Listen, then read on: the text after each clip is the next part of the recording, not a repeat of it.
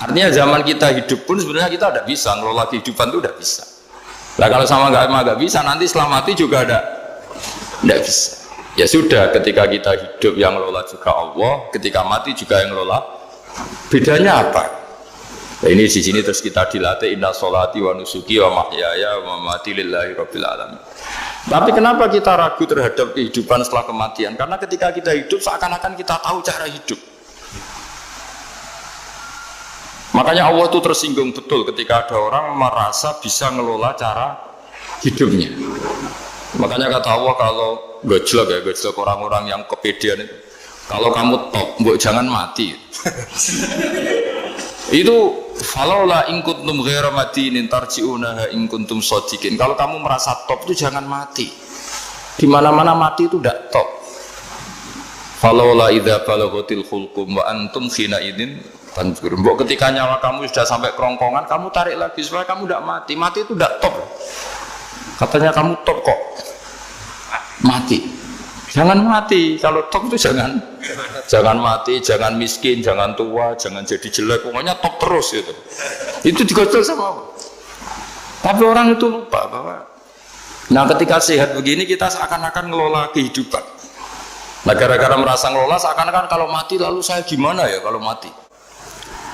Nah cara berpikir masyarakat gini, kalau kampung ini mau dibalik sama Allah, mau ada adab, logikanya yang tahu akan ada adab itu pasti sudah pergi. Padahal Nabi Yunus pergi ini bukan karena takut adab, mangkel. Nabi Yunus itu minggat tadi abaqo itu. Abaqo itu kalau dalam bahasa Arab pergi gak pamit ya. Kalau orang Jawa bilang minggat. Kalau itu sebenarnya saking mangkelnya, saking emosinya, beliau akhirnya meninggalkan kaumnya tanpa pamit.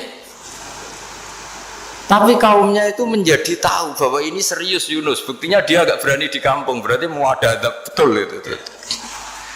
Dan efek positif dari teori itu, teori kultur tadi. Akhirnya mereka tobat. Saat itu juga mereka wiridan di lapangan, terus semua kesalahannya diselesaikan. Sampai ada rumah yang sudah dibangun permanen karena di tanah tetangga, dirobohkan saat itu juga. Bahkan ada batu yang dulu nyuri, satu dua batu yang dulu hasil nyuri, saat itu juga dirobohkan, dikembalikan sama penghuni. Hari itu semua kedoliman diselesaikan. Ini penting saya utarakan, jadi tobat itu tidak hanya istighfar. Kalau istighfar ribet, tobatnya orang punya utang terus istighfar gitu kan ribet. Kan ribet itu. Ada punya utang terus minta maaf itu kan ribet itu. Harus diselesaikan itu. Tobat. Tobat diterima sama Allah. Batas akhir finish dari harusnya ada adab, misalnya Senin, Selasa, Rabu, harusnya Rabu itu sudah kena adab.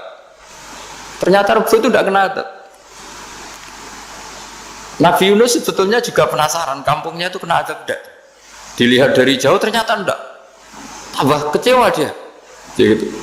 Wah ini saya kalau pulang pasti dibunuh karena saya jaga pembohong. Di masyarakat situ ada aturan siapa yang bohong dibunuh. Padahal Nabi Yunus ngumumkan nanti Rebu ada adab. Kira-kira gitu. Ternyata Rebu itu udah ada adab, makanya dia sudah di batas kampung kembali minggat lagi karena nanti pulang pasti dibunuh karena dia ada kebohong. Ya akhirnya masyhur itu, terus dia ikut nelayan sekenanya, yang penting lari dari kampung, ikut nelayan sekenanya. Zaman itu, ini saya ulang lagi zaman itu. Nanti ini efeknya nanti ke tauhid. Zaman itu para nelayan tuh kayak sepakat. Kalau ada kapal atau perahu kok mau tenggelam, itu pasti ada yang minggat. Hanya minggat itu pergi tidak terhormat itu. Terus fasahama fakana minal mudhadin. Nah dulu tuh orang sudah punya peradaban. Ini cerita kultur, sudah punya peradaban. Punya peradaban. Ya sekarang gini, kalau nyemplungkan salah satu kan tidak adil diundi. Ternyata yang keluar dia Nabi Yunus. Terus mereka tahu ini orang nggak pantas dikorbankan karena Nabi di mana-mana itu ganteng. Memang Allah itu punya sunat unik. Nabi itu harus paling ganteng di kampungnya. Nasabnya juga harus paling baik. Kabar-kabarnya juga istrinya harus paling cantik. Itu memang aturannya gitu. Nggak tahu saya. Dulu saya juga janggal. Kenapa Nabi aturannya harus gitu? Angen-angen di pemimpin elek ya isin itu maksudnya. Misalnya pemimpin dia masak keriting itu kan piye gitu rasanya itu. Jadi Nabi itu pasti itu paling ganteng di kampungnya, terus dari nasab ya terbaik, terus rata-rata istrinya itu ya selain solihah itu ya paling ganteng. Karena ya dibully kan, Sawardi itu jadi Nabi, bujone elek kan ya ribet kalau misalnya ada yang bully gitu kan juga ribet. Singkat cerita terus dia akhirnya ditenggelamkan, dibuang karena beliau seorang Nabi, faltaqamahul khut. Beliau ditelan ya. Iltiqam itu tidak digigit, ditelan ya. Karena ditelan beliau tidak mengalami dikunyah, ditelan. Iltiqam itu ditelan. Karena beliau seorang nabi di dalam batnil khut itu di perut. Itu dia wiridan. Dan barokahnya wiridan itu perut ikan ini menjadi masjid. Dia nyaman di situ nyaman karena terus mengalami karomah lah. Andekan wali itu ngalamin karomah. Nah kesimpulan dari cerita ini itu apa? Masyarakat itu akan selalu dengan kulturnya sendiri. Para nabi juga punya kultur sendiri. Dan Allah yang ngelola itu semua. Saya ulang lagi, Allah yang ngelola itu semua. Makanya terus dua kultur ini kalau Allah menghendaki itu gampang sekali. Akhirnya yang terjadi apa? Nabi Yunus jadi kasih sanksi Allah karena pergi tidak pamit. Masyarakatnya justru enggak karena tobat. Dan tobatnya masyarakatnya ini karena kekeliruan Nabi Yunus. Keliru dengan makna bukan dosa. Andai kan Nabi Yunus saat itu kok di rumah ingin menyaksikan adab, itu masyarakat mesti gak percaya kan ada adab. Mau ada adab kok dia di rumah gitu. Jadi unik, Allah cara ngelola masyarakat itu unik. Nah dari keunikan-keunikan cara Allah ini kemudian lahirlah ilmu yang bernama ilmu tauhid, ilmu tawakal, ilmu pasrah nang pengiran gitu. Karena kemarin pas Pak Yusuf sama Bu Sulis sowan saya itu tak beri cerita agama itu milik Allah. Jika teori yang dikatakan manusia itu ya teori saja, tetap semua itu di tangan Allah. Ya saya saat itu cerita, misalnya saya ditanya, ini besi, materi besi dengan kaca itu kuat mana? Mesti kita menjawab kuat besi. Tapi saya yang mengendalikan besi dan kaca. Ternyata saya punya merencanakan menghancurkan besi, menetapkan kaca ini tak simpan, akhirnya puluhan tahun. Yang ini saya rencanakan saya hancurkan gitu. Andai kan si yang menjawab tadi tahu rencana saya mesti kuat bilang kuat kaca. Gitu. Semuanya contoh paling gampang tadi. Dinosaurus itu hewan paling kuat malah musnah. Pitik yang nggak kuat sampai sekarang. Karena Allah bikin dinosaurus itu punya rencana dihancurkan ya. Sementara ayam enggak, gue rame-rame dunia gitu. Sehingga ya sudah. Nah, agama itu seperti itu. Agama itu sesuai rencana Tuhan. Sehingga ini cerita Nabi. Sehingga Nabi itu kadang nggak tahu bedanya antara sesuatu yang punya data, punya perangkat-perangkat untuk menuju A misalnya, itu nggak tahu bedanya. Jadi kalau Nabi ditanya misalnya gini, onta itu lahir dari betinanya, dari indukannya bisa, ya bisa. Lahir dari batu, jawabnya ya bisa. Kalau dia seorang Nabi pasti jawab bisa. Jadi kalau Nabi ditanya mata air itu keluar dari bumi kedalaman 7 meter, bisa. Keluar dari sini, dari meja, jawabannya ya bisa. Karena Nabi itu saking dekatnya Allah, tahu betul bahwa perangkat di dunia ini tidak bisa mendikte Allah. Semua itu kehendak Allah. Logika yang terbangun Nabi itu sebenarnya gampang ya. Kalau kita teliti itu hanya gampang itu, sesuatu yang benar itu pasti bisa dijelaskan secara gampang.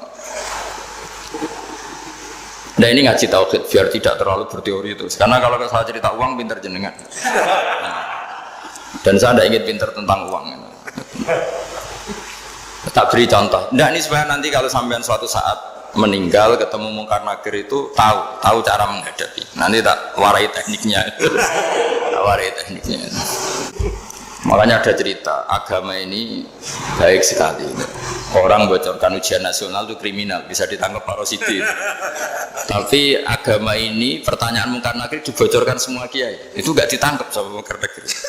Harusnya kan rugi, karena ini pertanyaan Tapi semua kiai kan sudah membocorkan. Nanti pertanyaannya di kuburan itu man buka, Tuhanmu siapa, agamamu apa. Itu kan sudah dibocorkan. Tapi itu nggak dianggap kriminal.